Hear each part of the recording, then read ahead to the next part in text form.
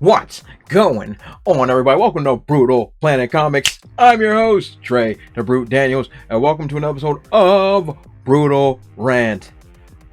Oh my goodness, this is going to be the most glorious day of all time, because we're finally talking about the final episode of Young Justice. Rejoice, my children. Rejoice. So I no longer have to look at this dreck. Oh god, it's been so long going through this ridiculous show. Once again, this episode was actually pretty solid, and we're going to talk about why that is a problem. But let's just get through this episode, shall we? So we pick up just where we left off in episode 25 with Superboy being told, hey, kill Superman. And of course, he doesn't do it. He starts having flashbacks about him being a better person, blah, blah, blah, blah. Zod and crew was like, all right, we're going to have to start murking people. So they're like, okay, the heroes are showing up. We're going to kill them ourselves. Regular old banter, yada, yada, yada. So it's also revealed that Dick Grayson faked his death by pulling a wrestling technique and doing a little blading over his eye, which is, as a fan of all wrestling and stuff like that, it's cool. And lowering his own heart rate because he's a ninja. As I think I alluded to that in the previous episode, but that's fine and everything. So, what is he? Impulse is grabbing the kryptonite to save Superman. So it's a lot of cool things are happening. Really cool action sequences. Really, it's a lot of fun. Like as far as the action sequences are concerned, they were very good. They were well paced. I enjoyed it. I enjoyed, and yeah, like a lot of it. Like the action was cool. Granted, I guess it was exciting for the first time because there was actually stakes involved for the first time in the show. Like, they don't stop Zod and company, end of the world. So it's the first time in the show actually having real stakes. So that makes it really cool. And so all the action sequences actually mean something. So that's cool. And we get to this really cool scene with Malifa Ak inside the oh Jesus, I forgot the name of the device. Nobody cares. Whatever, doing a mind battle, and then he loses ultimately, and they start tossing villains back into the Phantom Zone, and all that stuff is really cool. But then, like, I gotta give credit, like Miss Martian. Obviously, she was my favorite character in this show because she's just laying waste to everybody. It's really cool. It's really cool. Like her scenes, the tag team scene of Superman and Superboy and the Zods, that was really cool. Zod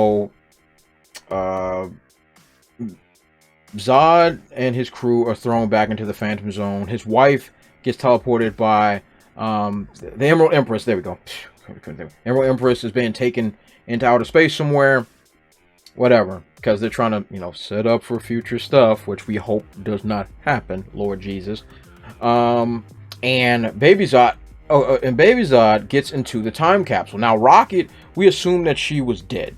But then she comes out of nowhere with a time capsule that Metron had sent for her.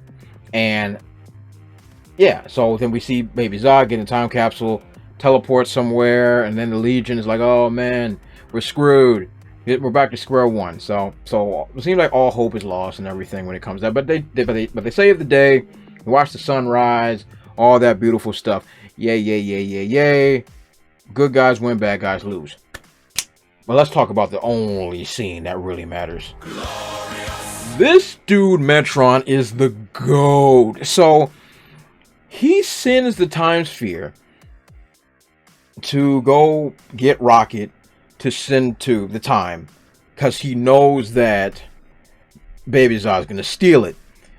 But he's hacked the controls in order to go to a particular point in time and drop him off. I mean, it's so gangster. So he drops him off where Superboy dies. And so he gets out. He's like, oh, I'm getting a chance to redeem myself. So he steps out of the time capsule. And the junk disappears. And then, of course, now we know that Phantom Girl saves Superboy. But the explosion catches Baby Zod in the face. And this dude turns to ash looking And that was the ash stain that we saw at the end of episode 4 that we thought was Superboy, because there's a time loop. You know, time travel is always messy. And so that ended up being him actually there. So he ends up dying, but of course he's still in his mom's tummy. So I guess he's gonna come back. They're trying to set up for more stuff, but honestly, I can give a crap. But of course, this show can't help itself. It can't freaking help itself. Can't even let me enjoy it. So we get to the wedding of Superboy and Miss Martian, and we got Black Canary, and we see come together, all the leaguers talking about we need a spot to talk about our feelings. And I was like, bruh, come on, just let me have this.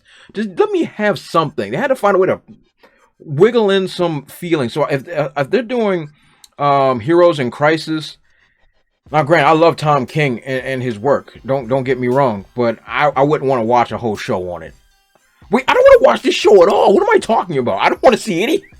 I want the show to end. I want the show to end, bro. So they're talking about their feelings, like, oh, we need a place to talk, for safe space. Crap. Garbage. Then, of course, they have to undo everything that our heroes have done so they can try to bait us for a 5th season. That pray to the Lord never happens. So basically, Vandal Savage takes the War World somehow into the Phantom Zone to go and snatch up all the Kryptonians. What? Your guess is as good as mine and probably better. So we can set up for whatever. So Superboy gets a haircut. And finally gets married to McGann. And happily ever after, I guess. But then, of course, we got more season 5 baiting with Supergirl leading the Furies, which I don't know where this is coming from at all. It's like this was Darkseid's plan the whole. You see, once again, when we're doing too much crap, you just start shoving nonsense up in this joint. So the Shazam girl from earlier in the season, she turns to the dark side, apparently, literally, the dark side, but anyway, turns to the dark side to join Supergirl's evil and Big Barda. Very confusing. They're trying to set up nonsense, but this is why this show is bad. I hate this show. It's still trash, but at least this season is over with. I'm so glad that it's done. But here's my bigger problem. Here's my bigger problem.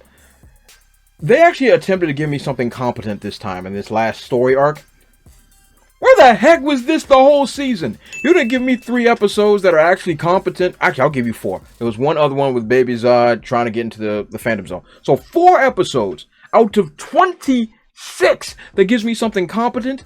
I've got to sit through 22 episodes of drag for this. This is not, like, see, this is why I hate this show.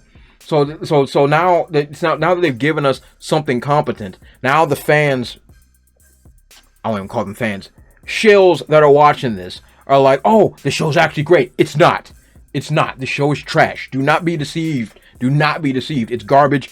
This show should not get a 5th season. Shouldn't even got a 4th.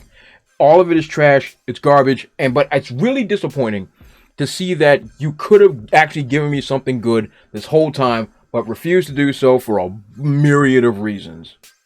Good riddance.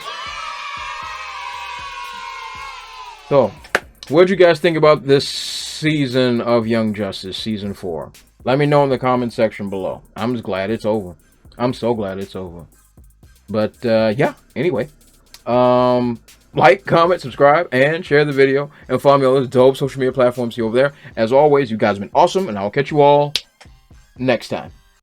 Also, if you want to support my channel, check out spinwiz.com or download the Spinwiz app and check out my comic series, Trouble. It was written with a lot of love, and it was definitely my favorite comic series to write. I've also written it in English and in Spanish, so whatever floats your boat, I got it for you. Thanks again, and check it out.